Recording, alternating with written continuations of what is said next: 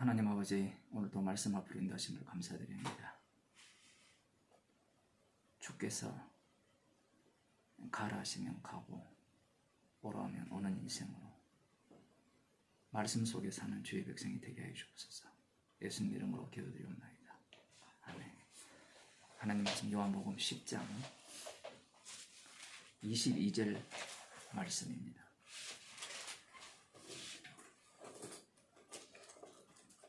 10장 22절 말씀을 보겠습니다. 예루살렘에 수전절이 이르니 때는 겨울이라. 예수께서 성전 안 솔로몬 행각에서 다니시니 유대인들이 애워싸고 가로되 당신이 언제까지나 우리 마음을 의욕해 하려나이까. 그리스도여든 밝히 말하시오 하니 예수께서 대답하시되 내가 너희에게 말하였으되 믿지 아니하는도다. 내가 내 아버지의 이름으로 행하는 일들이 나를 증거하는 것이오늘 너희가 내 양이 아니므로 믿지 아니하는도다. 내 양은 내 음성을 들으며 나는 저희를 알며 저희는 나를 따르느니라. 내가 저희에게 생명을 주노니 영원히 멸망치 아니할 터이요 또 저희를 내 손에서 빼앗을 자가 없느니라. 저희를 주신 내 아버지는 만유보다 크심에 아무도 아버지 손에서 빼앗을 수 없느니라. 나와 아버지는 하나이니라 하신대. 아멘. 예루살렘에 수전절이 가까웠다. 수전절이 이르렀다. 수전절이 돌아왔다 라고 말씀하고 있습니다. 우리 이방인들 입장에서는 수전절이 뭐냐? 이제 이 질문부터 나오겠죠. 유월절은 들어서 조금 알고 있고, 그리고 뭐 77절, 6월절로부터 77, 7 곱하기 7 해가지고 그 50일 되는 그 오순절,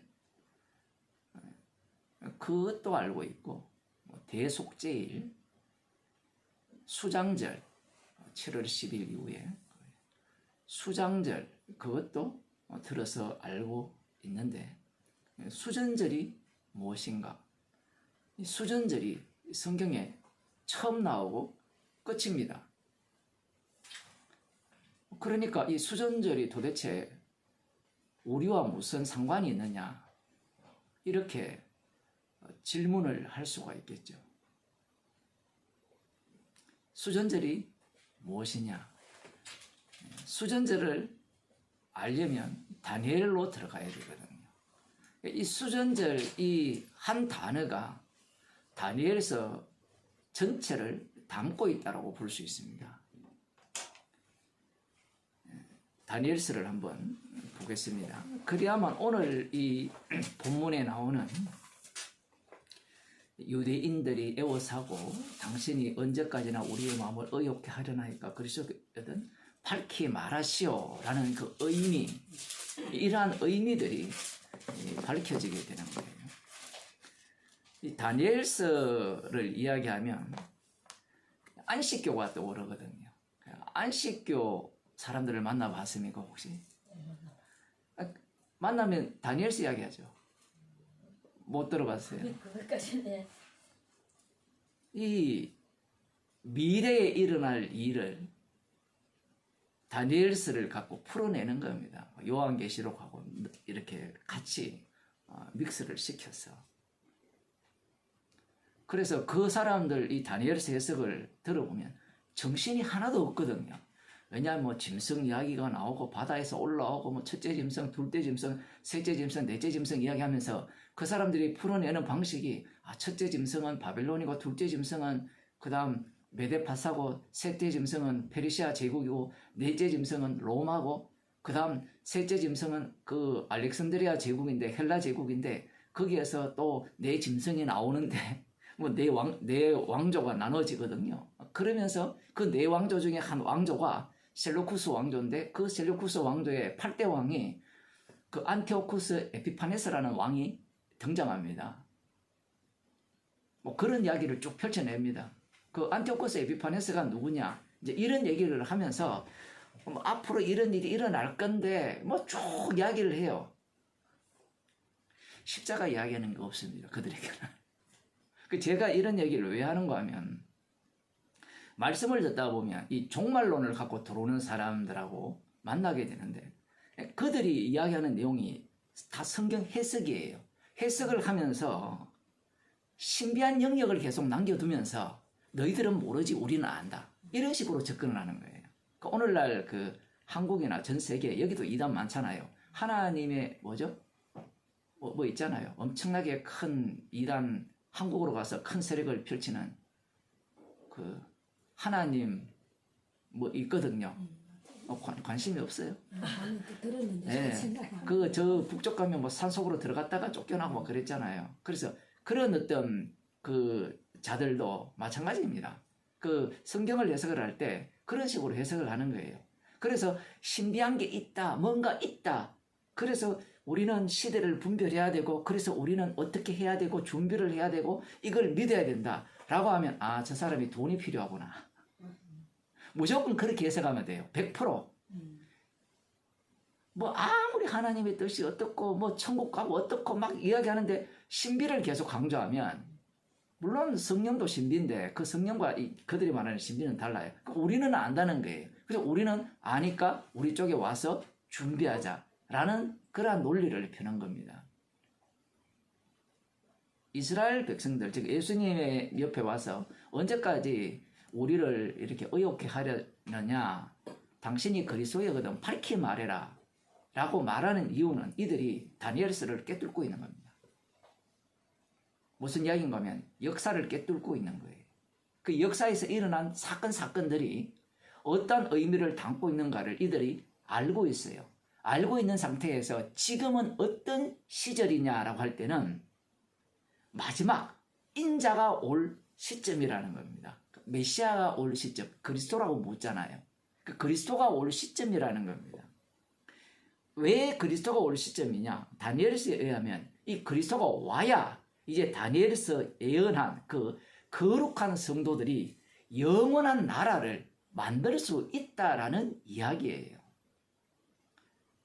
제가 이 이야기를 왜 먼저 하느냐라고 하면 오늘날 2000년 기독교 역사가 그랬거든요. 종말론을 주장하는 자들이 다 다니엘이나 요한계시록, 안 그러면 마태복음 24장에 나오는 예수님의 종말에 대한 말씀을 해석을 하는데 그 해석법 전체가 누구 해석법을 고스란히 담아 있느냐 할 때는 유대인들입니다.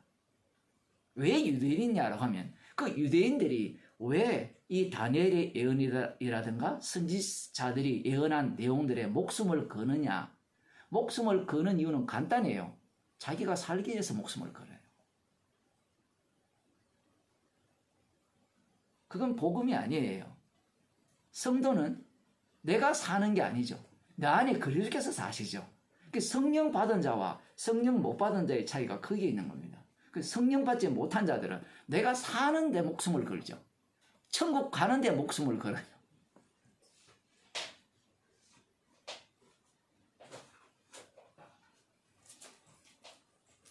성도는 내가 목숨을 걸 입장이 안 돼요. 내 안에 그리스도께서 사시기 때문에 그리스도께서 자기 이름을 위하여서 성도를 다루는 겁니다. 이 다니엘서를 조금 보게 되면 7장, 8장 내용이 거의 같은 내용인데 좀 더 세밀하게 이렇게 다룬다고 볼 수가 있는데 7장에 보면 3절 큰 짐승 넷이 바다에서 나왔는데 그 모양이 각각 다르니 첫째는 사자와 같은데 독수리의 날개가 있더니 내가 볼 사이에 그 날개가 뽑혔고 또 땅에서 들려서 사람처럼 두 발로 서게 함을 입었으며 또 사람의 마음을 받았으며 다른 짐승 곧 둘째는 곰과 같은데 이 독수리 이야기하니까 독수리를 상징하는 나라가 있죠. 로마 제국. 그 로마 제국을 그대로 이은 나라가 어디입니까? 미국. 미국을 상징하는 것 중에 하나가 독수리잖아요. 그게 그냥 나온 게 아니죠. 자, 어쨌든 지금 여기 보면 이 짐승이 바다에서 올라온 거예요. 원래 바다는 그 시편에 의하면 이 경계선을 못 넘게 하나님께서 명을 하셨어요. 그런데 바다가 이 경계선을 넘어 들어오면서 온 땅이 어떤 세계로 이렇게 바뀌느냐 할 때는 짐승의 나라로 바뀝니다. 하나님께서 그렇게 하셨어요. 달리 말하면 어둠의 세계로 만드는 겁니다. 그 짐승이 올라왔으니까 첫째 바벨론 짐승이 다 짐승하셨으면 끝이 아닙니까? 끝이 아니고 이 짐승의 그 본 모습이 더욱더 적나라하게 드러난다라고 할까요? 그 과정이 네 짐승이거든요. 그 첫째 짐승은 흔히 바벨론 제국, 그 다음 메데파사, 그 다음 헬라 마케도니아, 마지막 네 번째 짐승이 로마거든요. 그 로마 제국. 그게 끝이에요. 우리는 지금 로마와 상관이 없는데요 라고 말하면 그건 우리 생각이고 그 육으로 해석하는 거고 영어로 해석하면 이 모든 나라는 로마 제국 안에 있는 겁니다. 그게 아류에 불과해요. 그러면 간단하게 모든 나라는 무슨 나라입니까? 짐승의 나라죠. 지금 예수님 앞에 선 그들은 로마 제국 하에 있죠. 그러니 아직 이 짐승이 멸망을 당했습니까? 안 당했습니까? 안 당했죠. 안 당했으니까 지금 이 짐승이 마지막 제거가 되어야 되거든요.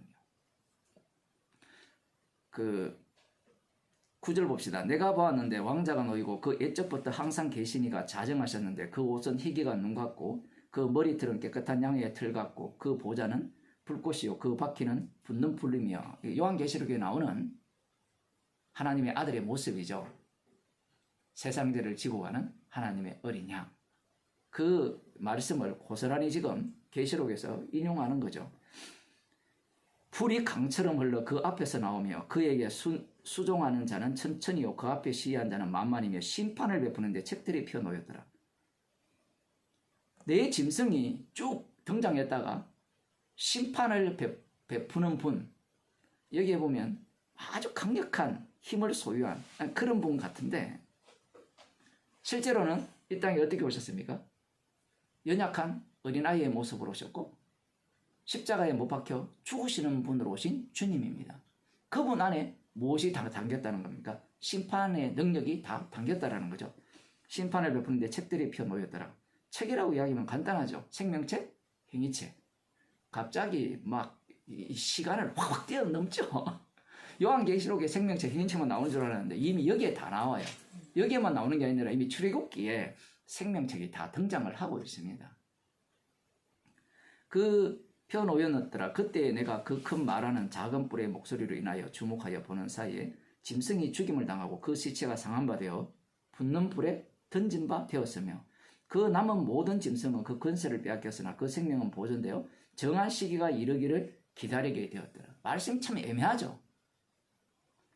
짐승이 죽임을 당하고 시체가 상한 바 되어 불에 다 던진 바 되었으면 끝나야 되는데 아직까지 뭔가 여운이 남아있잖아요. 이런 부분들이 해석을 아무리 하려고 해도 해석이 안 되는 거예요. 역사적인 방식으로. 우리가 제일 이해 안 되는 게 그거잖아요. 예수님이 십자가로 승리했으면 왜 아직도 마귀가 활동합니까? 이 질문 맞죠?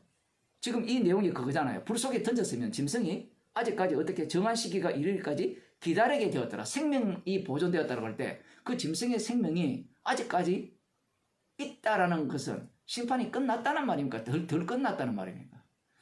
우리가 보기에는 덜 끝났다는 말인데 근데 주님 쪽에서는 끝났다는 이야기예요. 십자가로 승리했기 때문에 지금 이 마귀가 활동을 한다는 겁니다. 그럼 마귀의 활동은 뭘 보여줍니까? 십자가로 승리했다는 것을 보여주는 활동일 뿐이에요. 그러니까 마귀가 더 활동을 하는 게 당연하죠. 성도 입장에서는. 근데 교회는 뭐라고 얘기합니까? 마귀 활동을 없애버리려고 하죠. 마귀 활동은 주님 오실 때까지, 다시 오실 때까지 멈출 수 없습니다. 그 활동을 제대로 해줘야 십자가로 주님이 승리하셨음을 자기 백성을 통해서 증거하시기 때문에 그래요. 그러면 자기 백성은 그 마귀로 인하여서 어떤 일을 당하겠어요? 당연히 미움받고 핍박받고 주님이 걸어가신 그 코스대로 길을 따라가게 되겠죠. 이런 말씀들을 유대인들이 모르는 게 아니에요. 다 알고 있습니다. 그러면 그들은 그 시대에 어떤 사건들이 다 있었는가 조금 더 봅시다. 조금 더 세부적인 내용으로 들어가면 그 13절 내가 또 밤 이상 중에 보았는데 인자 같으니가 하늘 구름을 타고 와서 옛적부터 항상 계신 자에게 나와 그 앞에 인도되매 그에게 근세와 영광과 나라를 주고 모든 백성과 나라들과 각 방언하는 자로 그를 섬기게 하였으니 그 권세는 영원한 것이라 옮기지 아니할 것이라. 이분이 바로 메시아라고 생각하는 겁니다. 왜냐하면 이 이사야나 에스겔이 예언한 그 이 다윗의 자손으로 오실 분, 이새의 뿌리에서 날 분, 삭, 그 분이 바로 이러한 분이라는 거예요. 그 이러한 나라를 기다리고 있는데 지금 이 다니엘이 본 예언에 의하면 어디까지 왔어요? 지금 로마까지 왔잖아요. 로마 제국까지 왔는데 아직까지 인자 같은 이가 오지 않으신 겁니다. 그러니까 지금 이들은 예수님을 보고 제발 우리를 궁금케 하지 말고 의혹을 밝히시오라는 거예요. 그럼 무슨 의혹입니까? 당신이 인자 같은 그분이냐, 구름 타고 오시는 분이냐 라는 질문이에요. 당신이 메시아냐? 밝히 말해달라는 거예요. 밝히 말해달라는 것은 밝히 말해주면 알아듣는단 말입니까? 못 알아듣는단 말입니까? 알아듣는다는 말이거든요. 왜 알아듣느냐라고 생각하는가 하면 지금 다니엘서 해석을 자기들이 다 해냈기 때문에 그래요. 다니엘서 해석 가능하잖아요. 방금 얘기했듯이 지금 방금 읽은 그 앞부분에서는 네 짐승이 이야기했잖아요. 바벨론, 메데파사, 페르시아, 바벨론, 그 다음 페르시아 제국, 메데파사 나중에 페르시아 제국이 되고 헬라 마케도니아, 로마 제국, 이건 다 해석이 되거든요. 그건 성령 안 받아도 다 해석이 돼요. 성령을 받게 되면 그 해석이 나오면 뭐가 나올까요? 십자가가 나오겠죠. 근데 성령이 없으면 뭐가 나오죠? 역사가 나오죠. 역사의 주인공은 누굽니까? 나죠. 나 자신이에요. 역사를 해석하는 자신이에요. 유대인들도 마찬가지입니다. 성경을 계시로 받지 않고 뭘로 받습니까? 하나님의 말씀으로 받긴 받는데 그 하나님의 말씀을 어떤 식으로 해석을 해요? 역사로 해석하는 겁니다. 계시로 받으면 역사는 어떻게 돼야 되죠? 불심판받아 제거돼야 되죠. 천지 창조 자체가 불심판하기 위한 천지 창조잖아요. 그런데 지금 유대인들은 그렇게 인식을 못하는 거죠. 자, 그 다음 보면 15절 나 다니엘이 중심에 근심하며 내 속에 이상이 나로 번민케 한지라. 이 본 것에 대해서 굉장히 번민케 된 거예요. 우리들처럼 다니엘이 계시받았으니까 다 깨닫고 이런 거 아니에요. 제가 늘 말씀드리지만 그런 식의 계시는 없어요. 더 중요한 것은 설명을 들어도 다니엘은 몰라요. 왜 그러냐라고 할 때는 우리가 이 다니엘을 해석을 할 때 요셉의 꿈을 봐야 돼요. 요셉이 꿈을 꿨죠. 요셉이 꿈을 꿀 때 해석이 동일했잖아요. 네가 우리의 왕이 되느냐. 그 요셉도 그렇게 생각을 했잖아요. 그런데 누가 그 꿈에 대한 해석이 요셉을 그 꿈을 이루는 자로 만들었습니까? 아니죠. 꿈 자체가 요셉과 그 형제들과 부모를 그 꿈 속으로 몰아넣으면 그들이 상상하고 예상한 꿈 해석이 다 무너지죠.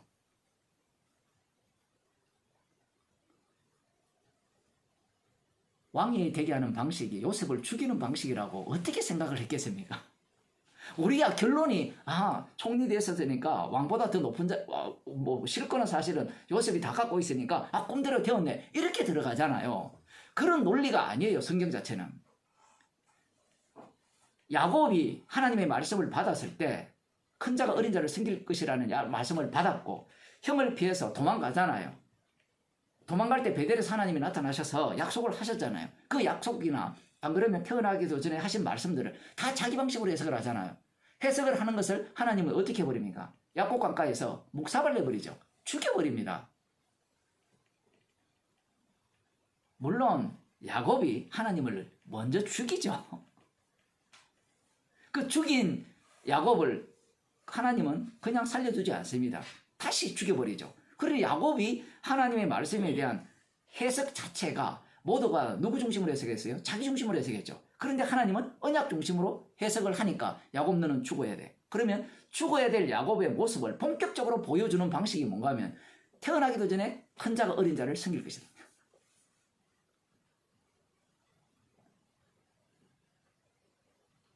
그 모습이 그 수십 년간의 그 자식도 만들고 아내도 둘이나 넷이나 얻죠. 넷이나 얻고 자식을 또 11명 나중에 그 12명까지 이렇게 낳는 그런 과정 속으로 지금 야곱이 내몰리게 되는 겁니다. 그 전체가 뭐예요? 죽어야 돼요. 그 야곱의 해석부, 야곱이 받은 말씀이나 요셉이 꾼 꿈이나 동일한 하나님이 주신 말씀이잖아요. 그 주시면 아브라함도 마찬가지였고요. 이삭도 마찬가지였고 다 자기 방식으로 해석을 해요. 그 자기 방식이 다 무너지는 겁니다. 그럼 다니엘이라고 다를까요? 똑같습니다. 똑같아요. 그런데 사람들이, 유대인들이 창세기를 읽죠. 여러분도 읽어봤잖아요. 읽었을 때 그렇게 해석을 안 했잖아요. 반대로 해석했죠. 아, 하나님이 주셨으니까 야곱이 오해를 했다. 그래서 우리는 제대로 하나님의 말씀을 이해를 해야 된다는 식. 아니면 요셉의 꿈을 해석을 할 때 거기에 대해서는 별 문제가 없잖아요. 아, 이런 식으로 하려고 했구나. 요셉이나 형제들도 아, 대충 따라갔구나 식으로 우리도 모르게 거기에 동의를 하는데 말씀은 그렇지 않습니다. 항상 그 부분뿐만 아니라 모든 말씀이 그래요. 율법을 주신 이유가 뭐예요? 모든 사람을 죄 아래 가두기 위해서 주셨잖아요. 그죠? 성막을 주신 이유는 이건 성막이 아니야라고 하기 위해서 주셨고, 제사장을 주신 이유는 제사장이 아니야라고 주셨는데 사람들은 그 제사법을, 말씀을 들으면서 그걸 어떻게 해석합니까? 액면가대로 해석을 하잖아요. 제사 드리면 죄 용서받고, 율법 지키면 축복을 받고, 지키지 않으면 저주받는다. 그게 인간들이 보는 안목이에요. 근데 하나님의 말씀은 말씀대로, 언약대로 계속해서 밀고 나가버리죠. 밀고 나가버리면 인간의 해석도, 인간이 생각하는 그 말씀에 대한 이해가 다 무너지게 되어 있습니다. 다니엘서도 마찬가지예요. 다니엘이 이렇게 환상을 보지만, 앞으로 될 일을 보지만 몰라요. 물론 베드로전서 1장 10절에서 그리스도의 영을 받게 되어서 이렇게 들어가게 되면, 그리스도 안에서는 시간이 의미가 없으니까, 이게 핵심 키워드거든요. 그리스도 안은 시간의 의미가 없어요. 시간이 의미가 없는데 미리 말씀드리면 앞날에 뭐가 될 거고, 그래서 엄청난, 마태복음 24장에 보면 엄청난 환란이 닥칠 건데 그 환란의 시기를 조금 조절하지 않았다면 그 믿는 자들이 견디지 못할 것이기 때문에 그 환란의 시기를 조금 조절했다. 이렇게 이야기하니까 사람들이 그 말씀을 어떻게 해석해요? 그걸 그리스도 안으로 들어가 버리면 뭐예요? 그렇게 하든 저렇게 하든 상관이 있어요, 없어요? 없죠. 사도행전을 보세요. 돌에 맞아 죽는 거하고 환란 시기를 조절하는 거하고 이게 맞아요, 이가? 돌에 맞아 죽어버리잖아요. 그러면 그거보다 더 큰 환란이 어디 있어요? 그 말씀 자체를 다 누구 중심으로? 내 구원 중심으로 해석하기 때문에 그런 어떤 마태복음 24장에 나오는 그 말씀들을 지 마음대로 해석하는 거예요. 자기 구원 중심으로. 그리스도 안에 들어버리면 예수님 말씀 자체가 다 아멘이 돼요. 그러면 그 모든 상황과 형편들은 다 무엇을 증거하기 위한 현장이죠? 십자가의 피만을 증거하기 위한 현장이 되는 거예요. 그러면 어떤 일이 닥쳐도 감사가 되는 거예요. 거기에 보면 그 환란이 겨울에 닥치지 않도록, 물론 그건 역사적 사건이에요. AD 70년에 로마 장군 티투스 장군이 와서 그 66년인가 거기에 그때 예루살렘을 포위하고 70년에 최후 항전 그 마사다입니까? 거기에 항전을 벌이다가 다 자살하잖아요. 그래서 진멸을 당하고, 물론 티도스 장군이 로마 제국 깃발을 그 예루살렘에 꽂고 그 성전을 완전히, 예루살렘 완전히 박살내버리니까 그 내용을 예수님이 담고 있는 것은 맞아요. 왜냐하면 말씀대로 이루어져야 되니까. 근데 그것은 사실은 어떤 의미를 담고 있어요? 거꾸로 차고적으로 예수님께서 십자가로 다 이뤘다는 내용을 담고 있는 거예요. 십자가 졌다는 것은 세상은 다 어떤 세상이다? 불받아들 세상이다 이 얘기예요. 불심판받을 세상이다. 그걸 역사적으로 뒤쪽으로 다니엘 예언이 되어 있으니까 다니엘 예언을 그대로 갖고 와서 설명을 하는 겁니다. 그 뒤에서 왜 이미 끝났는데 왜 뒤에 그 얘기를, 이룰 이야기를 미리 말씀하십니까? 앞뒤가 의미가 없다니까요, 예수님 안에서는.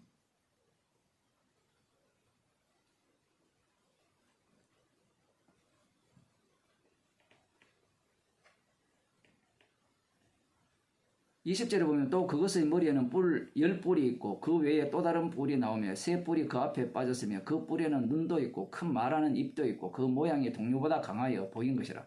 내가 본즉 이 뿔이 성도들로 더불어 싸워 이겼더니 애적부터 항상 계신 이가 와서 지극히 높으신 자의 성도를 위하여 신원하셨고 때가 이르며 성도가 나라를 얻었더라. 이게 핵심이에요. 지금 누가? 유대인들. 지금 교인들이 어느 때를 기다립니까? 지금 성도들이 이긴, 나라를 얻은 이때를 기다리잖아요. 모두가 다. 이미 그리스도 안에 있으면 나라를 얻었잖아요. 우리의 생명은 하늘에 그리스도 안에서 하늘 우편에 감추어졌고 끝났잖아요. 근데 이걸 갖고 사람들을 이렇게 미혹을 하죠. 자, 아직 봐. 이기지 않았잖아. 완전히 드러나지 않았잖아. 십자가가 이미 끝난 거예요. 십자가 졌다는 것은 이미 다 끝나버렸어요. 세상은.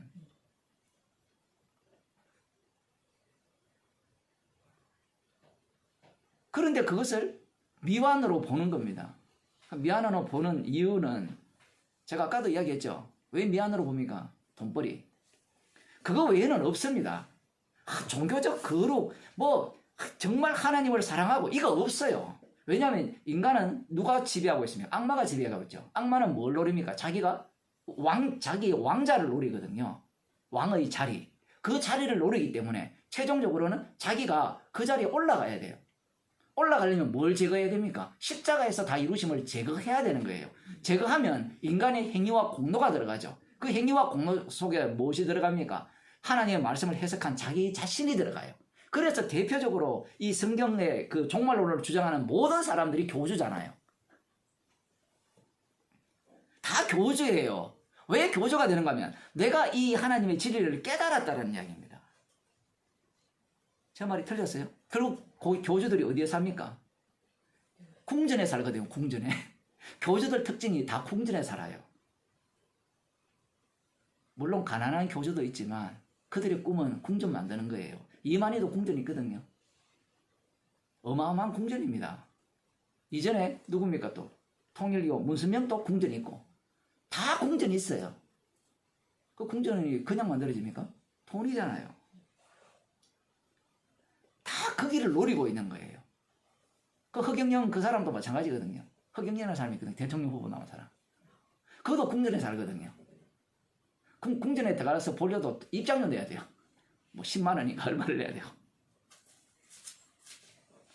다 그러한 노림수가 있는 겁니다. 그럼 유대인들은 어떠냐? 유대인들도 별반 다르지 않아요. 자기들이 그런 곳에 살고 싶은 겁니다. 그래서 다니엘서를 해석을 하죠. 역사적으로 이런 일이 어떠하고 이런 일이 첫째 짐승이 어땠고 둘째 짐승이 어땠고 셋째 짐승이 어땠고 넷째 짐승이 어땠고 그 셋째 짐승에서 또 네 뿔이 나오는데 그 네 뿔이 어떻고 그 이야기가 뒤에 나오거든요. 뒤에 나오는 그 내용을 들여다보면 그들은 지금 이 시점이 자기들 눈앞에 예수님이 있는 이 시점이 어떤 시점인지를 대략 눈치를 채는 겁니다. 문제는 눈치를 채도 알지 못해요. 왜냐하면 그들이 기다리는 말씀의 성취와 하나님께서 주님이 친히 성취하시는 말씀의 성취가 달라요. 우리들도 마찬가지잖아요. 십자가 은혜를 알면 우리는 늘 기대를 갖잖아요. 이러해야 될 것이라는 것이. 아닌가요? 맞잖아요. 다 망상을 하거든요. 그게 무너지는 자리가 십자가와 만나는 자리거든요. 우리는 이 말씀과 상관이 없어요. 우리는 성령 받았으니까 우리는 유대인과 달라요. 우리는 신천지나 달라요. 뭘 달라요? 똑같은데. 차이점은 딱 하나가 있죠. 성령께서 날마다 우리를 책망하시는 거죠. 그래서 십자가를 잘하는 그 외에는 차이점이 없어요. 우리도 다 궁전에 살고 싶지 않습니까? 예? 나 그런데 살기 싫어. 그런 사람이 있어요? 그런데 안 살아봐서 그렇죠. 살아보세요. 많은 사람들이 필리핀이나 제가 사는 이 동네, 지금은 어렵지만, 가정부 다 쓰다가 한국 가서 살아보세요. 가정부 없이 못 살거든요. 왕노릇 하다가, 그 애들도 적응이 안 되는 거예요. 애들도 지금은 그래도 좀 존중하고 말을 하는데, 한 10년, 제가 올 때, 그때만 해도, 여기 사람들을 부릴 때 막 부렸거든요. 아줌마 이렇게 막 한다고. 걔들이 유치원에 가는 말이 선생 보고 막 하는 거예요. 똑같이. 걔들이 어떻게 한국 가서 살겠어요? 다 자기 밑에 보이는데. 그렇게 살아본 사람이 살 수 있겠어요? 그래서 못 살고 다시 오는 거예요. 사모님 대접을 받고 싶고 그 왕 대접을 받고 싶거든요. 우리 모든 인간들이 그 왕궁에 살기를 꿈꾸거든요. 왕노릇하는 그 성도가 이겼다라는 이 말이 어떤 의미로 들립니까? 드디어 왕노릇하네. 요한계시록으로 바로 넘어가죠. 근데 왕노릇하는 분이 예수님이잖아요. 예수님이 이 땅에 오셔서 만유의 주로 오셨잖아요. 그 왕이 어떤 모습으로 이 땅에 사셨어요? 미움과 핍박과 배척, 왕따죠. 이거는 완전히 자기 백성들로부터 집단적으로 왕따를 당해서 살해당해 버립니다. 그분이 왕이에요. 그분이 승리하셨습니다. 목사님, 그러면 우리는 이 나중에 주님이 재림하시면 왕노릇하지 않습니까? 왕노릇하죠. 그런데 문제는 그 왕노릇이 망상이 될 가능성이 100%입니다. 왜 100%냐 할 때는 이 땅에 주님과 동행하지 않는데 무슨 왕노릇을 상상을 해요. 못 박히신 그분이 유대인의 왕이 됐을 때, 그분이 심판자로 보일 때 누가 심판자로 봤어요?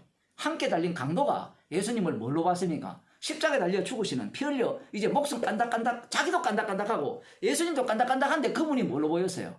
만유의 주로 보인 거예요. 사망에서 생명으로 옮기는 분, 이 지옥의 권세도 이기는 분, 사망의 권세도 이기는 그분으로 보인 겁니다. 이게 미치지 않고서는 불가능하거든요.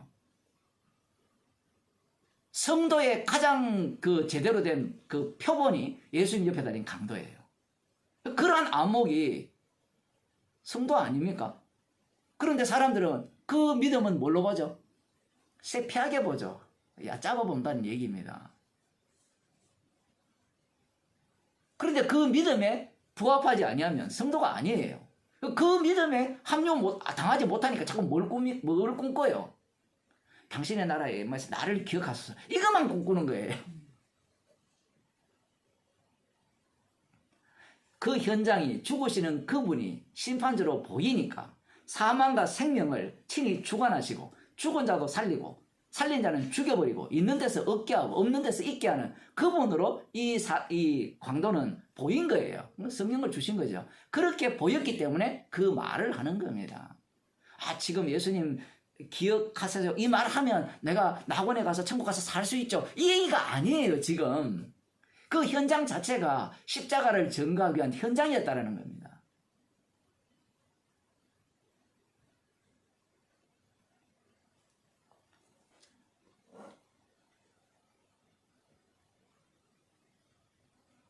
23절 모신 자가 이처럼 이르되 넷째 짐승은 곧 땅의 넷째 나라인데 이는 모든 나라보다 달라서 천하를 삼키고 밟아 부서뜨릴 것이며 그 열불은 이 나라에서 일어날 열왕이요 그 후에 또 하나가 일어나리니 그는 먼저 있던 자들과 다르고 또 세함을 복종시킬 것이며 그가 장차 말로 지극히 높으신 자를 대적하며 또 지극히 높으신 자의 성도를 괴롭게 할 것이며 그가 또 때와 법을 변개코자 할 것이며 성도는 그의 손에 붙임받아요 한때 두때 반때를 지니리라. 그러나 심판이 시작된 자 그는 권세를 빼앗기고 끝까지 멸망할 것이요 나라와 권세와 온천하 열국의 위세가 지극히 높으신 자의 성민에게 붙임받으리니 그의 나라는 영원한 나라이라. 모든 권세 있는 자가 다 그를 섬겨 복종하리라 하여 그 말이 이에 그친지라. 이 말씀이 구약이잖아요. 구약의 이 말씀들을 해석을 할 때 어떻게 해석하겠어요? 출애굽, 약속의 땅. 그러니까 모든 말씀을 어디에 기준으로 해석을 합니까? 땅을 기준으로 해석을 하겠죠. 그런데 주님이 오시면 이 땅이 어디로 바뀌어버립니까? 하늘로 떠버리죠. 예수님이 계신 곳이 약속의 땅이 되죠. 그곳이 어디입니까? 성령이잖아요. 그 성령 안으로 바뀌어버리는데 이 말씀 자체를 보면서 사람들은, 유대인들은 육으로 해석을 하니까 이러한 시절이 곧 올 것이다 라는 기대감을 품고 있는 겁니다.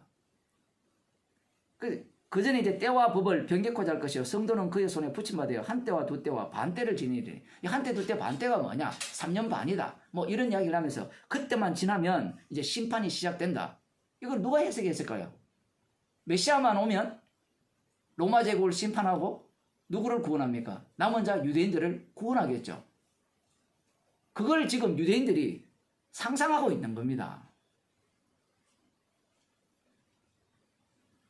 아직 로마 제국이잖아요. 아직 수전절 이야기 안 나왔습니다. 수전절은 그 전에 있는 내용이거든요. 이러한 어떤 내용이 지금 7장에 담겼고 8장 계속해서 거의 반복이 되는데요.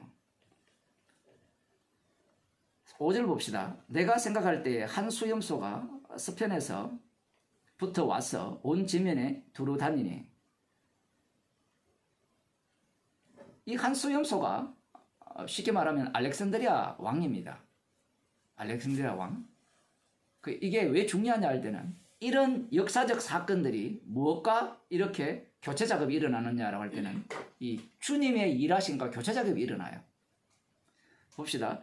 서편에서부터 와서 온 지면에 두루다니며 땅에 닿지 아니하며, 땅에 닿지 않는다는 것은 여러분 땅에 닿지 않고 다니면 어때요? 빨라요? 늦어요? 빠르죠. 지금 그런 표현입니다. 얼마나 빨리 움직이는지. 그 알렉산더가 수년 만에 완전히 전 세계를 거의 뭐 대부분 다 장악해버리죠.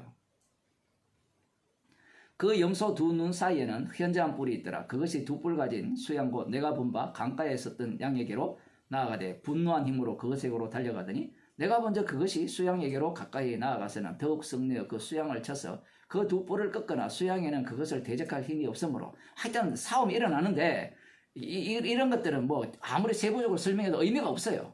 뭐 필요는 있는데 별 의미가 없습니다. 어쨌든 그런 어떤 그 인간의 싸움 속에서 마지막에 누가 이게 중요해요. 이들의 싸움, 짐승들이 등장하잖아요. 이 바벨론, 메데파사, 알렉산드리아, 로마 제국 등장할 때 어디를 칩니까? 항상 예루살렘을 치거든요. 성전을 치게 되어 있어요.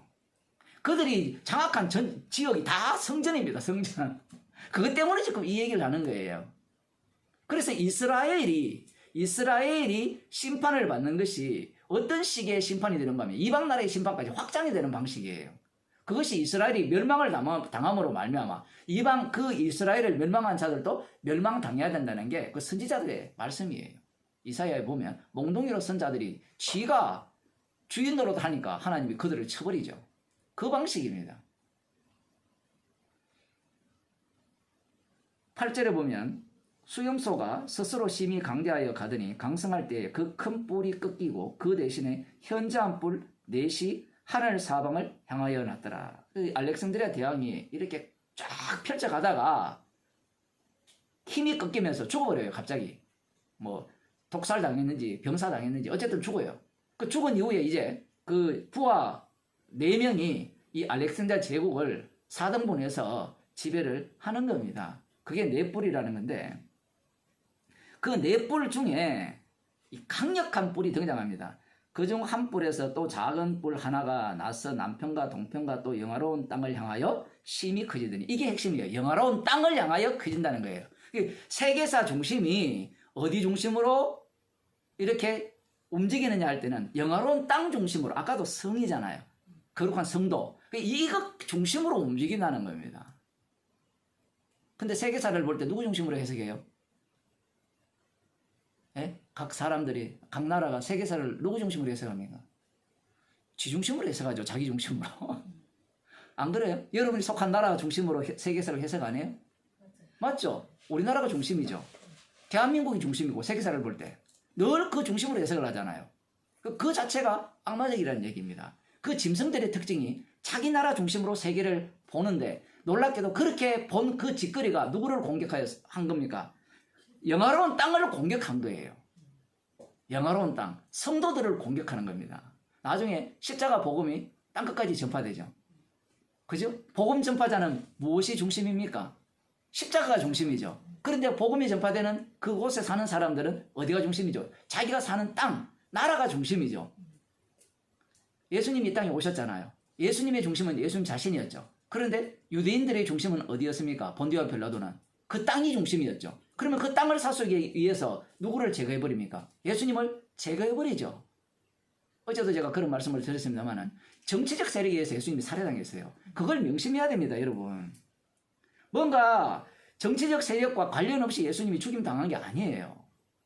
다니엘서에서 말하는 그 짐승이라는 것이 공연한 짐승이 아니에요. 왜 정치적 세력, 이 국가가 짐승이 되느냐 할 때는 국가가 인간들의 모든 그 사고를 집약해 놓은 거예요. 나의 대리자잖아요. 나의 대리자. 그래서 올림픽 할 때 우리나라가, 내가 속한 나라가 금메달 따면 기분 좋죠. 이유가 뭐예요? 이유를 모른다니까요. 맞죠? 맞잖아요. 여러분 역사를 조금만 올라가면 다 어디 소속이에요? 조선 소속이었잖아요. 그 대한민국 소속이었잖아요. 대한제국 어쨌든 그 소속이었는데 이쪽에 사니까 어떻게 되죠? 이쪽 편이에요. 왜 그럴까요? 교육이죠. 국가 간의 교육. 교육이 뭘 만들었습니까? 너희들의 뿌리는 어디에 있다? 십자가에 있는 것이 아니라 하늘에 있는 것이 아니라 어디에 있다? 이 나라에 있다. 그걸 계속 가르치는 겁니다. 그 복음이라는 것이 얼마나 무력한가 하면요. 정말 무력해요. 소용이 없어지거든요. 이 나라 대학 가면. 이런 말씀들이 있음에도 불구하고 유대인들의 해석법이 어떤 해석법이 있어요? 우리나라 중심의 해석을 했거든요. 한국 같은 경우에는 정말 웃기는 사람들이 한둘이 아니거든요. 목사들이 이제는 유대인들의 그 빛을 한민족이 아니고 중국 이 한민족이 아니고 한민족이 물려받았다는 거예요. 어떻게 물려받았느냐? 이 셈의 자손이 어디를 넘어서 저 무슨 산맥이에요? 저 중국 저 끝에 있는 산맥 있잖아요. 큰 산 있잖아요.天山, 천산산맥 맞죠?天山. 예,天山 산맥 넘어와서 이렇게 와가지고 지금 이 세상의 빛이 이 대한민국에 있다. 그 논리를 펴는 겁니다. 거기에 일부분이 정강훈이에요. 그러면 한국 사람 기독교인들이 얼마나 신이 나겠어요. 주님이 우리 중심으로 일한다. 그들이 누구를 죽였습니까? 예수님을 죽였거든요. 지금 성경 말씀 자체가 모든 나라에 똑같이 적용이 되거든요. 모든 사람에게 똑같이 적용되면 유대인의 해석법이 누구의 해석법으로 나오는 거냐라고 할 때는 모든 민족의 해석법으로 다 나와버려요. 그래서 재밌는 건 이 복음이 전파되면 무슨 중심으로 흘러버리죠? 십자가 중심으로 흘러는 것이 아니라 다 민족 중심이 돼요. 그 민족 종교가 흘러버린다니까요. 가톨릭 같은 경우도 보면 재밌잖아요. 가톨릭이 전파되면 가톨릭이 복음을 어차피 복음도 없을 거예요. 그 당시에는 다 현지화 돼버리잖아요. 현지화. 그 성모상에 뭐 온갖 상을 다 갖다 붙이거든요. 그래도 별로 개의치 않습니다.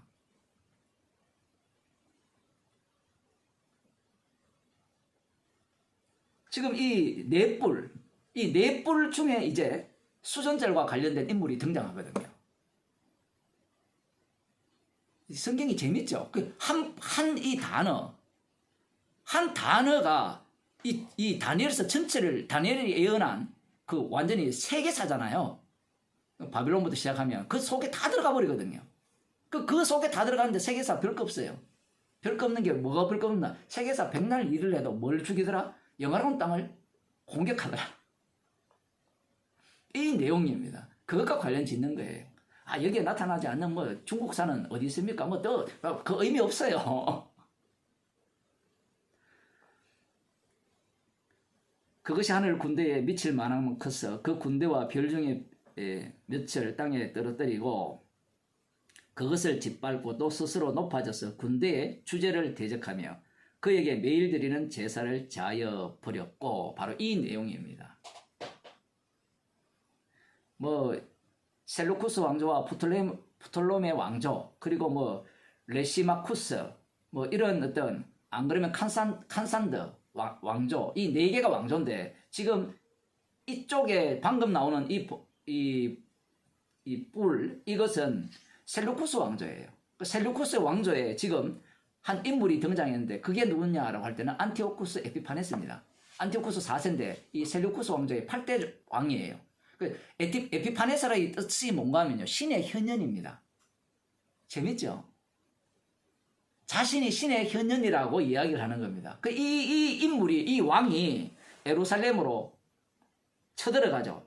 쳐들어가서 스스로 높아져서, 그게 10절입니다. 스스로 높아져서 군대의 주제를 대적하며, 군대의 주제는 주님이잖아. 하나님을 대적하며 그에게 매일 드리는 제사를 자여버렸고 상번제를 완전히 없애버린 겁니다. 이걸 보면 이게 언젠가 하면 BC 167년 12월 25일입니다. 이 역사서에 나오니까.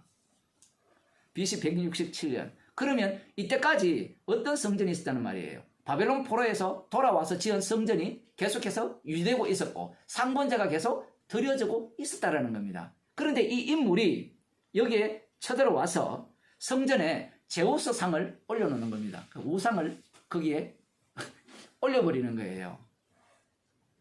그 내용을 지금 여기에 담고 있는 거예요.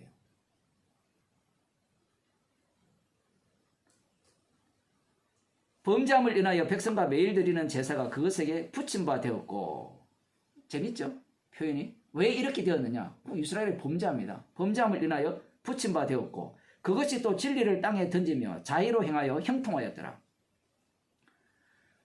진리를 땅에 던져버리고 자의로 행하고 지 마음대로 행하는 겁니다. 내가 들은 적 거룩한 자가 말하더니 다른 거룩한 자가 그 말하는 자에게 묻되 이상에 나타난 바 매일 드리는 제사와 망하게 하는 죄악에 대한 일과 성소와 백성이 내어준 바 되며 짓밟힐 일이 어느 때까지 이를꼬 언제까지 그러한 어떤 짓밟힘을 당해야 됩니까? 라는 질문이에요. 그러니까 2300주야까지 성소가 2300주야까지 이 성소를 더럽히고 있다가 어떻게 그 이후에 성소가 정결하게 함을 입으리라 이렇게 예언이 되어 있어요. 요 성전이 정결함을 입는 때가 수전절입니다. 그래서 BC 167년인데 그 167년 12월 25일에 이 안티오코스 에피파네스가 성전에 제우스상을 올렸단 말이에요. 그래서 완전히 성전이 짓밟혀 버렸죠. 그런데 그 BC 164년입니다. 12월 14일. 하여튼 역사에 뭐 기록되어 있으니까 그 마카비에 나오는 그런 내용이니까. 그때 이 마카비라는 유다 마카비라는 인물이 이 안티오 에피파네스를 물리치고 성전을 회복하고 성전을 깨끗하게 하여서 하나님께 봉헌을 해요. 이 날을 기념하여서 수전절이라는 겁니다. 빛의 절기라 이렇게 말하는 거죠. 그래서 지금 이 이스라엘 백성들이 이 BC 164년 이후에 그것이 164년 지나고 예수님이 30살이니까 190년 그 200년 정도 되잖아요. 그 200년 동안 이 수전절을 지켜오고 있었던 겁니다. 그러면 수전절을 지키는 이유가 유다 마카비가 이 더럽혀진 성전을 깨끗게 하고 하나님께 온전히 드렸기 때문에 지키는 걸까요? 안 그러면 이 말씀이 온전히 이루어지기를 원하는 차원에서 지키는 걸까요? 온전히 이루어지기를. 그렇죠. 그겁니다. 지금 앞부분에 계속 나왔잖아요. 성도가 영원한 나라를 회복할 것이다. 영원한 나라를 이룰 것이다. 그 내용을 지금 여기에 담고 있는 겁니다. 거의 200년 동안 지금도 수준절을 지키거든요. 유튜브 들어보면 나와요. 빛의 절기를 해가지고. 이게 진짜 빛이거든요. 진짜 빛이 오면, 빛이 제대로 비치면, 그 예수님이 내가 빛이라는 의미도 이런 것들을 내포하고 있는 겁니다. 그들이 생각하는 빛과 예수님이 빛이라는 것과 전혀 다르죠. 지금 이들은 끊임없이 무엇을 기다리느냐라고 할 때는 이 육체가 담고 있는 그 하나님께서 아브라함에게 하신 그 약속의 땅의 강대함, 그 다윗 언약의, 다윗 왕국의 회복을 기다리고 있는 거예요. 근데 하나님께서는 그 물질적 요소를 영적 요소로 다 교체 작업으로 들어가 버렸거든요. 그 속에. 그런데 이들은 육에 속해 있기 때문에 이 말씀을 해석하는 그 해석법이 육적 해석인 거예요. 자, 이 이야기를 들어보면 종말론을 여러분도 한번 들어봤죠? 어쩌고 하면서 7년 대환란 그러고 다 들어보면 다 무슨 해석이에요? 육적 해석이에요. 그래서 지금 이들이 수전절을 지키면서 이러한 때 성소가 완전히 정결함을 입는 제대로 된 아직까지 로마 제국이 지배하고 있잖아요. 비록 사두개인들이 성전에서 봉사하고 있는데 제사장들이 문제는 이들도 헬라의 영향을 받아서 다 돈 주고 산 제사장들이에요. 혈통적 제사장이 아닙니다. 그러니 내신 이 유대인들이 무엇을 기다리겠어요? 제대로 된 성전 청결. 그래서 예수님께서 요한복음 2장에서 성전을 휘저어버리잖아요. 내 아버지 기도하는 집을 이 장사터로 만들지 말라. 이렇게 예수님께서 말씀하실 때 네 이렇게 말하는 그 증거를 보여라. 네 뭐 때문에 네 무슨 자격으로 이야기를 하느냐. 이런 질문을 할 때 혹시 모르잖아요.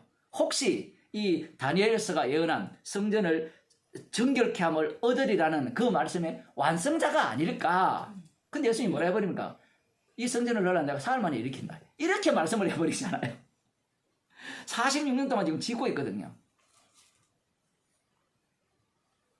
바벨론 포로에서 지어진, 포로에서 돌아와서 지어진 그 성전은 그 성전을 이어받아서 이 헤롯 왕이 짓는 중인데 46년 동안 짓고 있는 중인데 성전을 헐라 사흘 만에 내가 일으키겠다 이렇게 말씀을 하시니까 완전 미친 사람이죠. 그 예수님은 자기 몸을 가르쳐 성전된 자기 몸을 가르쳐 하신 말씀인데 이 말씀을 누가 이해하겠습니까? 이 정도만 되어도 지금 이 다니엘서의 의미가 어떤 식으로 바뀌는지가 다 드러났는데 제자들조차 알 수가 없죠. 성령을 받지 아니하면 육으로밖에 해석이 안 돼요. 그러면 질문이 육이 중요하지 영이 뭐가 중요합니까? 이 질문이에요. 육이 중요합니까? 영이 중요합니까? 제가 말하는 영이라는 것은 영혼 이야기가 아니고요. 그리스도 안에 있는 자, 성령 받은 자를 영이라 하거든요. 그러면 그리스도 안에 있는 것이 중요합니까? 안 그러면 이 육이 오래오래 사는 게 중요합니까? 이렇게 질문을 하잖아요. 그런데 성도는 사나 죽으나 그리스도의 것이거든요. 그 살아도 괜찮고 죽어도 괜찮아요. 그런데 지금 이 다니엘서를 읽는 자들은 이러한 어떤 이 땅에 이루어지는 성전의 그 온전한 성전이 이루어지면 마치 어느 시대로 돌아간 것 같아요? 솔로몬 시대로 돌아가는 것 같잖아요. 그런 시대를 지금 꿈꾸고 있는 겁니다. 근데 예수님이 자기의 성전된 몸을 가르쳐 말씀하심으로 말미암아 상대들이 못 알아듣죠. 그렇게 말씀 안 해도 못 알아듣고요. 해도 못 알아들어요. 근데 그 본문에는 이야기를 안 했죠. 요한이 설명을 하잖아요. 예수님이 성전된 자기 몸을 가리켜 말씀하십니다. 이렇게 설명을 한단 말이에요. 그렇게 이야기를 해도 못 알아듣고 저렇게 이야기해도 못 알아들어요. 왜? 알아들을 것 같으면 설명을 하죠. 알아들을 것 같으면 예수님이 십자가 지실 이유도 없고요. 성령을 보내주실 필요도 없습니다.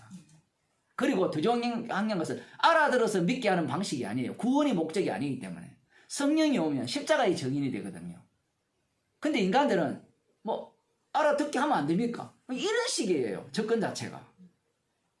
지금 오늘 질문을 했잖아요. 그리스도에게는 밝히 말해라 이야기하잖아요. 알아듣게 얘기해라는 겁니다. 알아듣게 얘기해 주었죠. 해주면 뭐라고 나옵니까? 그 알아들었다고 나오지 십자가가 안 나와요. 왜 제가 갑자기 이렇게 뛰어넘느냐 할 때는 이미 우리들은 정보의 양이 가득해요. 성경이 무슨 의미를 이야기하는지 이 본문이 어떤 의미를 담고 있는지 가득하단 말입니다. 지금 인터넷 들어가면 다 나와요. 이제 조금만 기다리세요. 얘들아 성경의 핵심이 뭐니?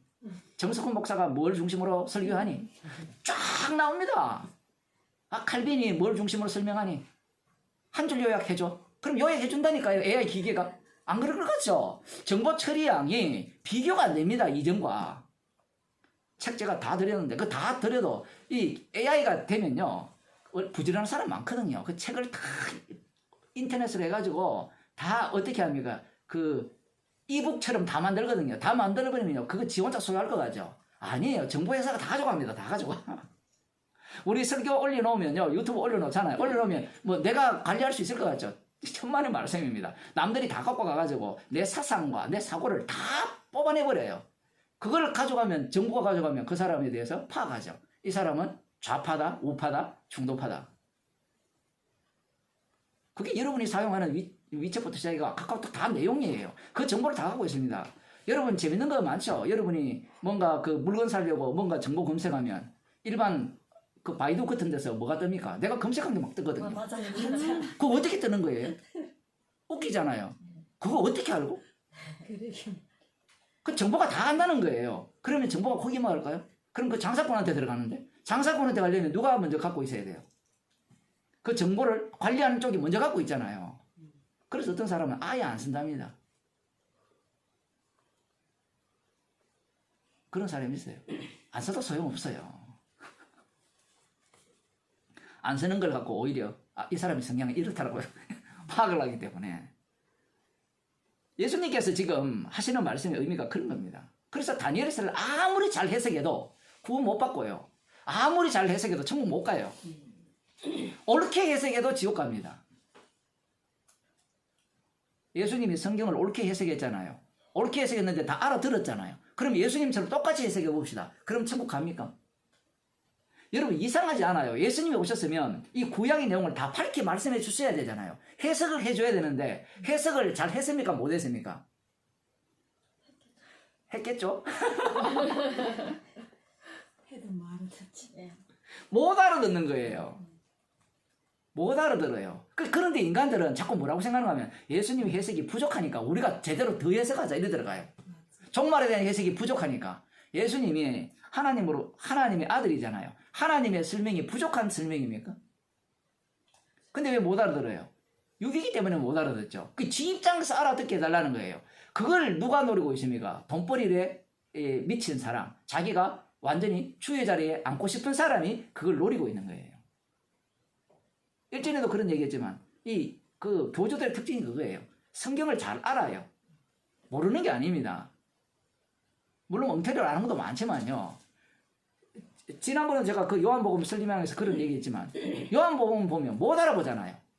그래서 교주들이 이야기합니다. 하나님이 나에게 계시를 줬는데 나만 아는 계시를 줬고 나만 아는 계시를 내가 너한테 가르쳤으니까 너만 아는 거야. 성경에 봐. 예수님의 말씀을 알아듣는 사람이 없었지 않느냐. 그럼 누구만 알아들어? 성령 받은 사람. 그래 내 말을 네가 알아듣지. 너는 성령 받았어. 너는 14만 4천에 들어가서. 이런 논리를 펴는 거예요. 똑똑하죠. 그들이 왜 이단입니까? 십자가가 안 나오잖아요. 그들은 그 논리를 갖고 뭘 제공해 줍니까? 구원을 제공해 주죠. 이 구원을 제공 안 하면요.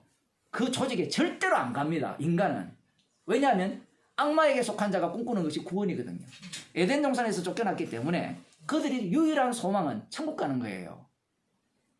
아, 나는 그 흙으로 왔으니 흙으로 돌아가리라. 뭐 기로 와서 기로 돌아가리라. 기로 가는 게 천국이라니까요. 지가 꿈꾸는 천국. 그 욕망, 그 소망을 인간은 포기하지 않거든요. 그걸 제공해주는 방식이 성경 해석을 해가지고 아 과거에 이랬고 지금은 어느 시대고 다시 트럼프가 다시 대통령이 되어가지고 어떻게 하고 막 그렇게 해서 이 아마겟돈 전쟁이 일어날 거고 다시고 막 얘기를 하거든요.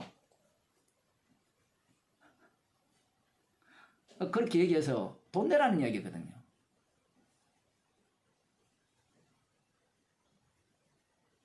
자기 말을 다 듣게 하는 겁니다. 구원론을 제시하는 거예요. 구원론. 너 구원받아서. 그 구원에 미친 거예요, 사람들이. 뭐 그런 부류는 돈을 아끼지 않는 부류고, 돈 아까운 부류는요, 나 구원받았어, 십자가로. 또 그런 구원론이 만들어지거든요, 성경 자체에서. 지금 말씀은요, 인간이 장악할 수가 없어요. 이 말을 좀 알아들으셔야 되는데, 말씀은 말씀대로 되어질 뿐이에요. 되어지는 속에 성도가 합류당하는 겁니다. 합류당하면 죄인으로밖에 안 드러나요. 우당탕탕 우당탕탕 속에 뭘 자기가 관리할 수 있어요. 아니 사도 바울이 주님을 만났으면 겁먹지 않고 다메섹에서 강조를 타고 도망 안 쳐야 되잖아요. 우리는 예상하는 바가 그거잖아요. 그런데 그거는 네 생각이고 주님은 십자가 피만을 증거하기 위해서 그 상황으로 몰아붙입니다. 그러면 말씀 속에 살게 돼요. 말씀 속에. 말씀 속에 사는 거하고 믿는 거는 달라요. 믿는 자는 관람하는 자잖아. 관람자, 구경꾼. 성도는 사는 거예요. 정지가 아니고 말씀에 의해서 움직이는 정인들이잖아요. 근데 구원에 미쳐 있으니까 나 구원 받아서 이래가는 거예요. 그런 것들을 용납하지 않습니다. 성경 자체가. 지금 유대인들은 예수님께 당신이 그리스도였던 뜻을 밝히 알려주세요. 그러면 우리가 알겠나이다. 지금 이 수전절을 지키고 있잖아요. 수전절을 지킨다는 것은 그랬었지가 아니라 희망을 품고 지키고 있는 겁니다. 희망을 품고. 그리고 6월절도 마찬가지고 그런 걸 지키는 이유는 지키라 했으니까 지킨다라고 들어가지만 그 애굽으로부터 탈출한 그 탈출을 1출애굽이라 하면 제2출애굽을 그들은 소망하고 있잖아요. 희망을 갖고 지키는 거죠. 절기를. 그러니 이들은 안티오코스 에피파네스를 알까요 모를까요? 알죠. 그 다음 유다 마카비를 알아요 몰라요? 성전을 회복한. 다 알아요. 그 전에 페르시아 제국도 알고 바빌론 제국도 다 알아요. 그래, 다 알긴 알겠는데 하나님 그렇게 하신 건 알겠고 그 유다 마카비가 성전을 이렇게 깨끗게 한 건 아는데 이게 완벽하지 않잖아요. 그 언제 완벽하게 해주실 겁니까? 라고 생각을 하면서 완벽하게 할 그 성전을 완벽한 성전 제사로 바꿀 그분을 기다리고 있는 겁니다. 그분이 구름 타고 오시는 인자, 그리스도, 메시아, 모세가 예언한 나와 같은 그 선지자, 그분을 지금 기다리고 있는 겁니다. 그러면 그 기다림 속에는 이미 그들의 머릿속에는 모든 것이 기다리는 분에 대한 이미지와 역할이 확정되었을까요? 미지일까요? 확정되었죠. 그러니 아무리 맞추려고 해도 맞을까요? 안 맞을까요? 안 맞는 겁니다. 그래서 이 이단들, 교주들이 그 맞는 이상량을 제공해 주는 거예요. 그 안성 맞춤법을 계속 제공해 주면 그 교주들은 성공을 하는 겁니다. 목사들도 마찬가지죠. 저들의 욕구, 상담자들이 그 내담자와 상담을 할 때 그들이 뭘 요구하는가를 빨리 파악하는 것이 최고거든요. 그것만 알면 만사 형통이에요. 돈벌이는 그 누워서 떡 먹기죠. 목사들도 마찬가지예요. 교인들의 요구가 뭔지, 그 욕구가 뭔지를 제대로 파악을 하는 겁니다. 그걸 들어주는 거예요. 그 중에 하나가 그런 거잖아요. 이 나라가 어떤 나라가 되기를 그리스도의 계절이 오게 하고 주님이 다스리는 나라가 되게 하자. 그런 거거든요.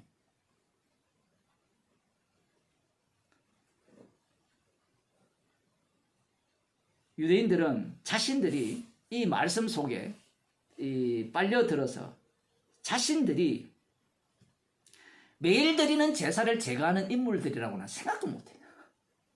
자신들이 안티오코스 에피파네스라고 생각을 못해요. 누가 누구를 죽입니까?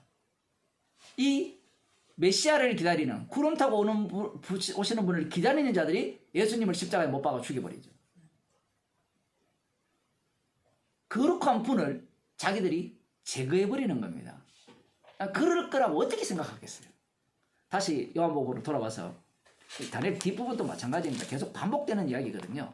반복되는 그러한 말씀들이 계속해서 진행되기 때문에 그 뒷부분은 뭐 마찬가지입니다. 그래서 지금 예수님께서 수전절 날, 이 수전절이 12월 14일 그날이기 때문에 지금 겨울이죠. 솔로몬 행각에 다니시며, 재밌는 표현이죠. 성전 솔로몬 행각. 성전 안이에요. 성전 안. 그러니까 이 성전이 강조되는 거예요. 성전이 온전히 더럽혀졌는데 깨끗하게 된다라고 다니엘서에서 예언이 되어 있죠. 그러니 성전 안에 있으니까 지금 유대인들이 애워사고 질문을 하는 거예요. 우리가 지금 기다리고 있습니다. 완전히 성전이 거룩히 되기를 기다리고 있습니다. 이 짐승의 나라를 완전히 깨뜨리기를, 뒤에 보면 짐승의 나라를 깨뜨리거든요. 완전히 깨뜨리는 그 시절을 지금 기다리고 있습니까?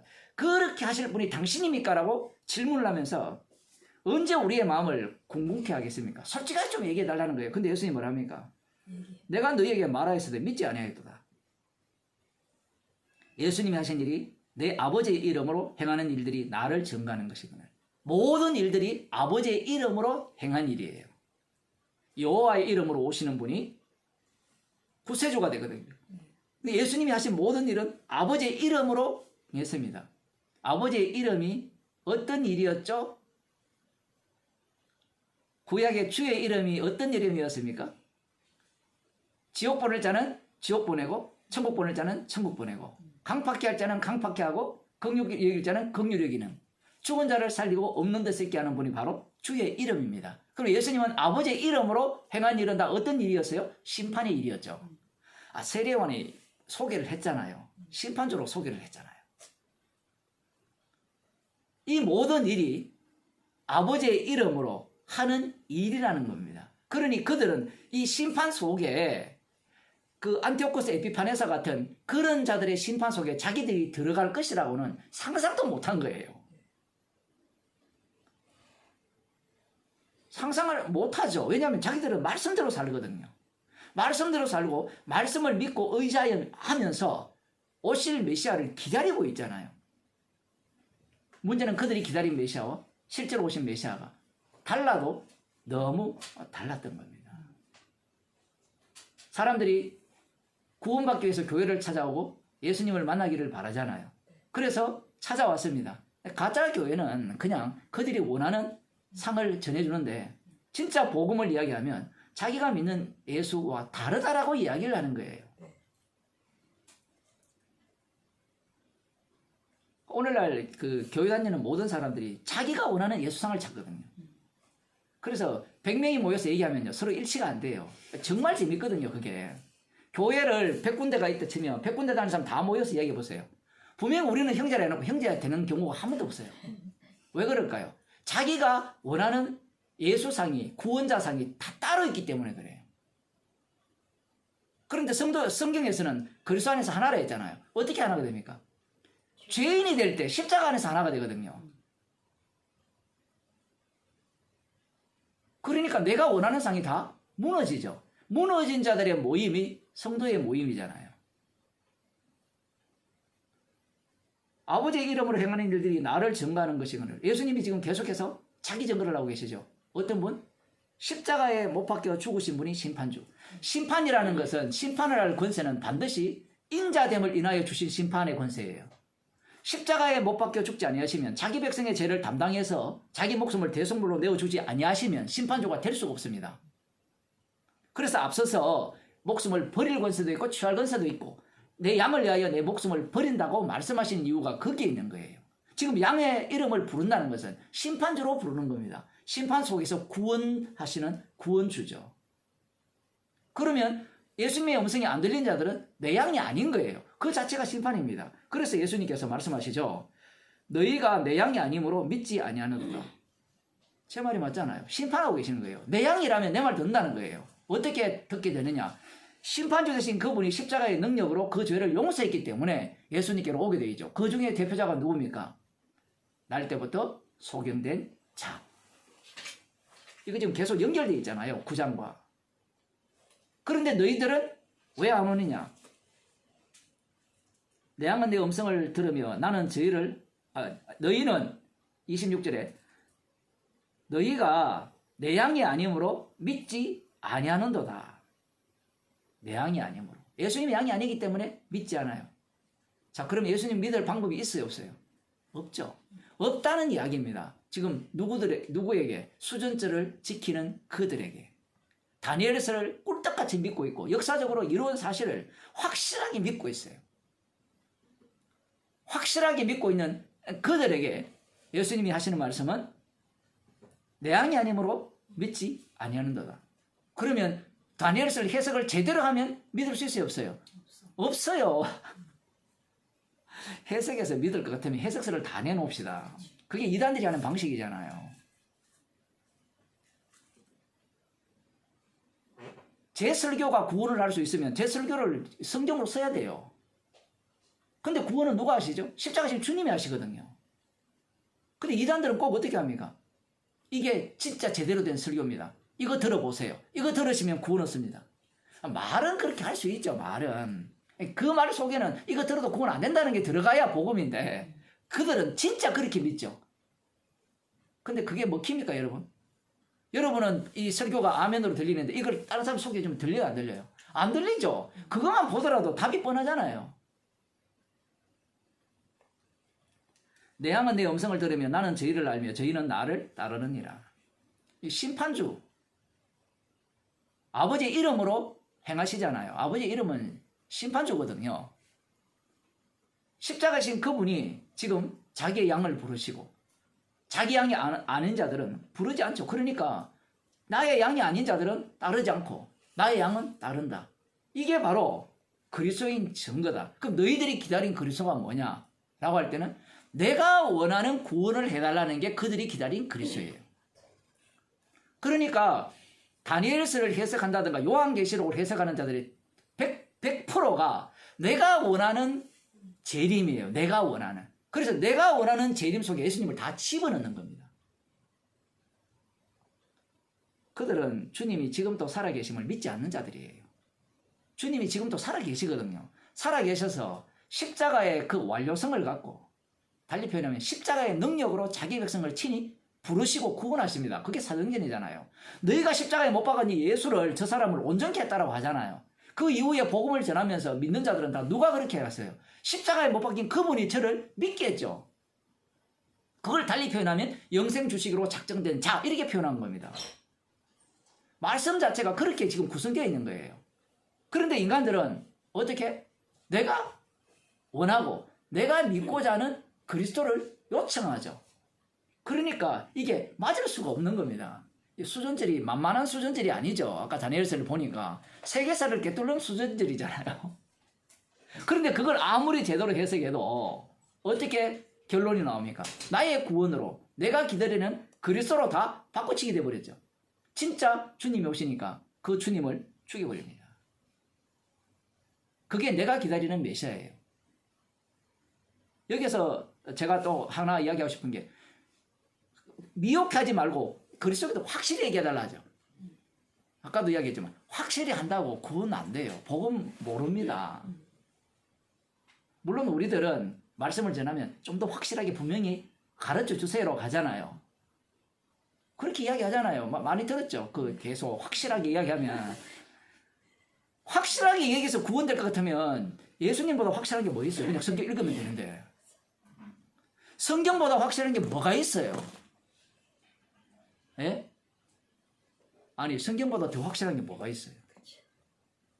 우리의 설교가 성경보다 더 확실해요? 인간들이 상상하는 바는 그런 겁니다. 아니 어렵게 설명하지 말고 쉽게 복음을 이야기하죠. 쉽게 복음이 어디 있어요? 쉬운 복음이. 복음 자체가 쉽고 어려운 정도가 아니라 아예 못 알아듣는 복음인데 소경에게 이 글을 읽어보세요 하는 이야기가 똑같잖아요. 소경에게 글 읽는 쉬운 법을 알려달래요. 물론 뭐 점자법을 갖고 가르쳐줄 수 있지만 전자법이 없다 치면 어떻게 가르쳐줘요? 말로 설명할 때 나무가 어떻게 생겼고 한번 설명해보라고. 한 번도 본 적도 없는데 어떻게 설명이 돼요? 복음의 세계가 그런 세계잖아요. 그런데 인간들은 이 복음을 어떻게 이해하려고 합니까? 분명하고 명확하게. 아까 저 책들을 제가 드린 그 신학책들은 다 그런 종류예요. 물론 우리가 도움받을 게 있지만 참고할 게 있지만 인간의 악마성이 그런 식으로 나오는 겁니다. 뭐 성경 공부를 더 많이 하면 더 분명히 알 것 같죠? 성령이 와버리면 분명히 안다는 개념이 날아가 버리죠. 성령이 일을 하시는데 자기가 아는 것이 무슨 도움이 됩니까? 단지 그 주께서 알게 하신 것을 내뱉을 뿐이죠. 내뱉는데 주님이 그것을 어떻게 사용합니까? 욕을 갖고 영의 일로 사용하시는 것 뿐이에요. 내가 저희에게 영생을 주노니 영원히 멸망치 아니할 테요. 또 저희를 내 손에서 뺏을 자가 없느니라. 자, 이게 다니엘서 예언이잖아요. 영원히 멸망치 않는 나라. 그 나라를 세운다고 했거든요. 그 느부갓네살 왕의 꿈이 그렇잖아요. 떠인 돌이 오잖아요. 떠인 돌이 와가지고 태산을 이루죠. 영영이 멸망치 않는 그 나라. 그 나라를 예수님은 지금 여기에서 소개하고 있어요. 근데 너무 개인적이잖아요. 이 느낌이. 왜 개인적이냐 할 때는 그리스도 안 자체가 그 거대한 나라를 다 담고 있기 때문에 그래요. 이런 표현이 되게 어렵죠. 저희들, 그러니까 성도들이잖아요. 그 성도들이 그리스도 안에 있잖아요. 그리스도 안에 있는 자체가 이미 하나님 나라죠. 그 나라가 영원한 나라는 겁니다. 이 나라는 주님의 손에서 뺏을 자가 없다는 거예요. 만유보다 여기 보면 저희를 주신 내 아버지는 만유보다 크심에 아무도 아버지의 손에서 빼앗을 수 없느니라. 이건 유대인들을 되게 자극하는 거죠. 왜냐하면 저희를 주신 내 아버지는 예수님의 아버지가 되잖아요. 그러면 예수님의 말씀이 진리가 되죠. 그럼 자기들은 뭐가 되죠? 그러면 만유의 주 대신 아버지를 대적한 자가 되죠. 예수님의 말씀이요, 상대를 굉장히 자극해요. 분노를 야기한다고요. 복음을 전할 때 분노를 야기시키지 마세요 하는데 우리가 어둠이잖아요. 육은 빛을 보면요 발악을 하게 돼 있죠. 우리 복음 하니까 난 발악 안 해.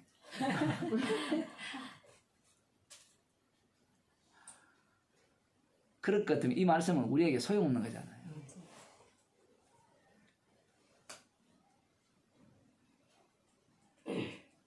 내 아버지는 만유보다 크시며 아무도 아버지의 손에서 뺏을 수 없느니라. 이 말씀은 이미 앞서서 요한복음 5장에서 인자됨을 인하여 심판하는 권세를 예수님께 주셨자 했죠. 그러면 만유보다 크신 아버지의 자리에 누가 올라가죠? 예수님이 주가 되시죠. 지금 무슨 말인지 이해되죠? 그 유대인들은요, 머리가 팽팽 돌아가는 겁니다. 지금 예수님이 어떤 이야기를 하는지. 그 양들은 예수님 자신이 주의 자리에 올라가잖아요. 자기를 아버지라 해서 참남하다 했잖아요. 뒤에도 나오지만 하나님이라 해서 참남하다라고 공격을 하거든요. 그 예수님의 말씀의 내용은 자신이 심판주라는 이야기입니다. 그러니까 이 내 양은 누구도 뺏어갈 수 없다라는 거예요. 그런데 하나님을 경외하는 유대인들 입장에서는 이 예수님의 말씀이 어떻게 들릴까요? 완전히 미친 사람의 말로 들리는 겁니다. 지난주에 말씀드렸듯이 예수는 완전히 미친 사람이죠. 여러분, 하나님을 믿어야 돼요? 예수님을 믿어야 돼요?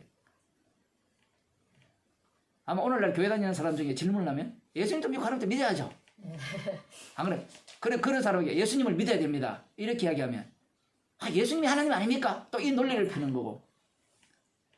예수님과 하나님의 차이는 예수님은 십자가 지셨고요. 하나님은 십자가 지시지 않았습니다. 그래서 하나님은 우상이 돼요. 그래서 여호와 하나님이 지금 우상이 되는 그 이유가 여기에 나오는 겁니다. 그럼 여호와 하나님은 유대인들에게 어떤 식으로 인식이 되었느냐라고 할 때는 자기들을 위한 하나님으로 인식이 된 거예요. 그래서 창세기부터 계속해서 성경을 읽어오면 말라기까지 읽어오면 하나님은 누구의 하나님이죠? 이스라엘의 하나님이죠. 남은 자의 하나님. 그렇게밖에 해석이 안 돼요. 그 여호와 하나님이 예수님이 오시니까 뭘로 바뀌죠? 우상으로 바뀌는 겁니다. 그러면 구약에 나오는 여호와 하나님은 우상이 아니지 않습니까? 이렇게 질문해서 그 하나님을 우리가 경외해야 되지 않습니까? 라는 자체가 벌써 어디로 빨려든 거예요? 우상 숭배로 빨려드는 겁니다. 그 여호와 하나님을 믿자는 자체가 다 누구를 위한 거예요? 나를 위한 것이 돼요. 성경 해석이 그렇게 되는 겁니다. 성경대로 해석해야 되지 않습니까? 그러면 십자가 영으로 들어가야죠. 십자가로 영에 들어가면 여호와 하나님을 경외하는 것이 아니라 십자가와 만나죠. 구약은. 그래서 십자가 빼버리고 구약만 해석해버리면 유대교만 남아요. 근데 사람들은 십자가 빼고 성경대로 구약을 제대로 해석하면 제대로 되었다 하거든요. 아까 제가 준 책, 그 책이 그런 거거든요. 그 박용기 목사나 그 김기웅 목사가 하는 해석이 그 해석이에요. 여호와 하나님을 경외하자. 이게 핵심입니다. 예수님도 여호와를 전가한다고. 아버지 이름으로 왔다니까 더 큰 개념, 더 큰 그릇이 뭐냐 할 때는 여호와 하나님이 더 큰 그릇이에요. 그 여호와 하나님보다 더 큰 그릇이 뭔지 아세요? 언약이에요. 언약과 성취. 그게 더 큰 그릇이에요. 그걸 누가 믿어요? 내가 믿어버리죠. 그럼 이 논리 속에 어떤 인간도요, 동의 안 할 인간이 없어요. 그런데 주님은 어떻게 일을 하시죠? 십자가를 갖고 일을 해버려요. 십자가를 갖고 일을 해버리면 그 이론을 믿는 자들을 다 깨버립니다. 언약과 성취를 믿는 자들을 다 박살내버려요. 대화가 안 되죠. 말귀를 못 알아듣는 거예요. 지금 다니엘서를 완벽하게 읽고 있잖아요. 완벽하게 해석하고 있는 자들이 수전체를 지키는 자들이에요. 만만히 보지 마세요. 그들을. 문제는 진짜 예수님이 오니까 어떻게 되죠? 그렇게 해석한 게 다 무너져 버리죠. 우리가 볼 때는 제대로 된 해석이었잖아요. 바벨론, 메데파사, 헬라, 마케도니아, 로마 다 제대로 된 해석이었잖아요. 그 해석이 왜 엉터리가 됩니까? 십자가와 만나지를 못하잖아요. 그러니까 엉터리가 되는 겁니다. 지금 예수님이 여호와 하나님을 믿는 자들에 의해서 살해당했거든요. 구약 말씀을 믿는 자들, 철석같이 믿는 자들에 의해서 십자가에 못 박아 죽임을 당했습니다. 그들이 왜 죽였어요? 여호와 하나님을 경외하기 때문에 예수님을 죽이는 겁니다. 언약과 성취 안 믿어요? 유대인들이? 지금 철석같이 믿고 있잖아요. 지금 수전제를 지킨다는 것은 다니엘이 예언한 것을 믿고 있는 거예요.